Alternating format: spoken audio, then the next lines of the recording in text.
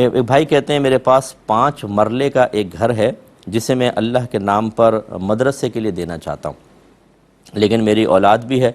2 بیٹے ہیں، 3 بیٹیاں ہیں اور ایک میرے ساتھ رہتا ہے، باقی سب رینٹ پر رہتے ہیں، اور میں چاہتا ہوں کہ جب یہ مدرسہ بنے تو میری ایک بہو جو ہے وہ اس کی متولی بن جائے، اس کی دیکھ بھال کرے۔ کیا یہ میں صحیح سوچ رہا ہوں؟ جی آپ صحیح نہیں سوچ رہے۔ حضرت عبداللہ بن عمرو بن العاص رضی اللہ تعالی عنہ کا وصال ہونے لگا تو نبی کریم صلی اللہ علیہ وسلم ان کے پاس تشریف لائے، تو انہوں نے عرض کیا رسول اللہ میں چاہتا ہوں کہ اپنا سارا مال اللہ کے راہ میں دے دوں، تو سرکار نے ارشاد فرمایا کہ نہیں۔ عرض کی آدھا دے دیتا ہوں، فرمایا کہ نہیں۔ عرض کی 1/3 دے دیتا ہوں، یعنی تیسرا حصہ 1/3۔ سرکار نے فرمایا ہاں یہ ٹھیک ہے۔ اور پھر اللہ کے نبی نے ارشاد فرمایا کہ کوئی باپ اپنی اولاد کے لیے کچھ چھوڑ کر جائے، یہ اس سے کہیں زیادہ بہتر ہے کہ انہیں اس حال میں چھوڑے کہ وہ کسی کے سامنے ہاتھ پھیلا رہے ہوں۔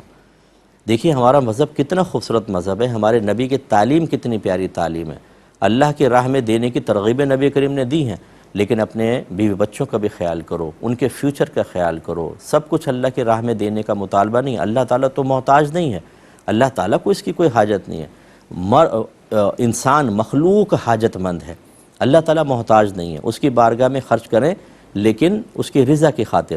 اور مخلوق محتاج ہے، غیر محتاج کے لیے محتاج کو نہ ترک کریں۔ یہ میرے نبی نے پیغام دیا، لہٰذا میں آپ سے گزارش کرتا ہوں جب بچوں کے پاس مکان ہی نہیں ہے، رینٹ پہ رہ رہے ہیں، بہتر یہ ہے کہ آپ اس پر ایک مکان بنائیں، بچوں کو رہنے کے لیے دیں، اور ویسے کوئی آپ کا پیسہ وغیرہ ہے تو اللہ کی راہ میں ضرور دیجئے، لیکن اس طرح اپنی اولاد کو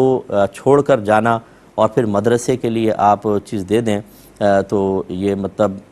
مناسب نہیں ہے۔ جو نبی کریم کی تعلیم ہے اس کے مطابق، حالانکہ میں دینی آدمی ہوں، میں خود مطلب پڑھنے پڑھانے والا آدمی ہوں، لیکن جو ایک بیلنس قائم کرنا ہوتا ہے جو شریعت نے ہمیں سکھایا ہے اس کی رعایت کرنا بہت ہی ضروری ہے۔ اور پھر جتنے بھی اس طرح کے وقف کرنے والے لوگ ہیں میں گزارش کرتا ہوں کن لوگوں کو وقف کر رہے ہیں، کون آ کے پڑھے گا، اساتذہ کون ہوں گے، مینجمنٹ کیا ہوگی، کیا آپ کو اس کا تجربہ ہے یا نہیں، سب سے پہلے تجربہ حاصل کریں۔ سب سے پہلے آپ مدارس میں جائیں، ان کے قریب رہیں، دیکھیں کیا کچھ ہو رہا ہے۔ غلط لوگوں کے ہاتھوں میں اگر آپ دے دیں گے پتہ چلے گا کہ جی کام کم ہو رہا ہے اور فالتو چیزیں زیادہ ہو رہی ہیں۔ یعنی کتنے مدارس ایسے ہیں جس میں نہ صحیح طریقے سے بچے ناظرہ پڑھ پاتے ہیں، نہ اس میں صحیح حافظ قرآن بن رہے ہیں، حافظ قرآن بھی بن رہے ہیں تو علم دین ہی نہیں سکھاتے، صرف قرآن حفظ کر کے چھوڑ دیا۔ حافظ صاحب امام بن رہے ہیں، امام صاحب کو نہ وضو کرنا آتا ہے، نہ کپڑے پاک کرنے آتے ہیں، نہ نماز کی طرح پڑھانی آتی ہے، بعض مدارس میں سے کوئی اہتمام نہیں ہوتا۔ تو آپ بھی ایسے ہی کوئی مدرسہ بنا گئے اور اس میں غلط طریقے سے نظام چلتا رہا تو پھر تو آپ کے لیے کوئی ثواب جاریہ نہیں، اولاد بھی محروم ہوئی اور آپ جو آپ کا مقصد تھا ایک اچھا وہ بھی گیا۔ اس لیے میں وقف کو منع نہیں کر رہا ہوں، مدرسے بنانے کو منع نہیں کر رہا ہوں، لیکن پہلے آپ کو اچھی طریقے سے اس کا مشاہدہ کرنا چاہیے، تجربہ حاصل کرنا چاہیے۔